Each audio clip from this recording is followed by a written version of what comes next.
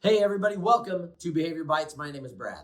And I am Mike, and we are also joined by our producer, Aaron, who's behind the camera. Hello. All right, today, this is our last episode for our second season of doing Behavior Bites. And what we're going to do today, it's a little bit introspective, but we're going to talk about something that Brad and I have been discussing for a couple of years now. Like, why do we put such an emphasis on a proactive, positive approach to behavior? And this is going to be a pretty self-reflective video where we talk about our own journeys of how we got to that point. Yeah. So take it away. Yeah. So this is me being very, very vulnerable with you guys. So one of the things that people hear me talk about a lot is I always refer to myself kind of jokingly as a recovering yeller. And that's true. You know, I'm naturally loud. I'm sometimes accidentally loud. And I run a pretty tight ship in my classroom. Here's the thing. For me personally, the biggest reason that I champion this positive approach to behavior management and school discipline is I've been on the other side. I became that teacher that my go-to was to get on a kid and be extra harsh. And frankly, I would be a lot of times praised for that behavior, right? You reinforce the bad behavior and people would be like, oh man, Brad, you did such a great job controlling that situation. And I'd walk out of there being like, that's right, I laid the hammer down and things got done because guess what? It was effective, right? And eventually what ended up happening was I would go home and I would think to myself, and I was like, what am I turning into? Am I just the school's bouncer now? Am I just the disciplinarian for the school where my go-to response to problematic behavior is to yell at a kid or to dress them down or to put them in their place? The answer was yes. And I hated what I was turning into. And so later in my career, I made a decision, a very conscious decision to try and change that about myself. And so I worked really hard on that. And eventually I got to the point where being positive and meeting kids where they're at and giving them the right level of support rather than putting them in their place became sort of my go-to.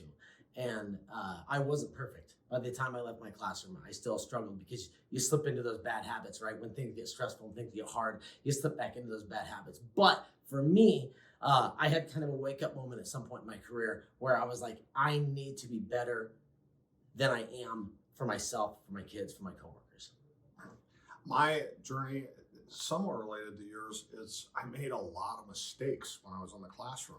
And when we work with teachers, I mention a lot, behavior is oftentimes trial and error. It just is. Like, I have never come across a better solution to that. And I speak from the heart when I say that because I made a lot of mistakes and we tried things. Over the course of my career in the classroom, I started spotting those patterns of a positive, proactive approach, focusing on those behaviors that we want to see, building those skills, reinforcing those skills was just more effective than correcting the behaviors we don't want to see, because that might work temporarily. Like a reprimand might work temporarily. It just doesn't turn into long-term change. I saw the most long-term change when I really focused on those positives and the proactive approach. The other thing, and this is really similar to what you mentioned, Brad, is that when I was doing that, I was less physically tired. That's no joke. I was less physically tired. I felt better about the work that I was doing. Yep. I felt more pride in my classroom, and I felt more pride in my students, and I think I was a better teacher when I did that. Yeah. So, yeah. You know, this whole Behavior Bites project that Mike and I have been working on, doing videos for you guys, one thing that's always been really important to us is that we never come across as like holier than thou, or that we have all the answers, or that you should be just like Brad and Mike. No, don't do that. Because the fact is that we're humans, and humans are flawed. You're going to make mistakes. And when the real world happens, you're going to fall into bad habits, right? So the message that we are always trying to communicate is that whatever happens on Monday, just try to make Tuesday a little bit better. And guess what? If you screw up on Tuesday, it's all right. Try to make Wednesday better than Tuesday was. We just want ourselves and the teachers that we work with to be the best versions of themselves that they can be. It's better for the kids. It's better for our own mental well-being. And that's really the vibe of this whole project for you guys.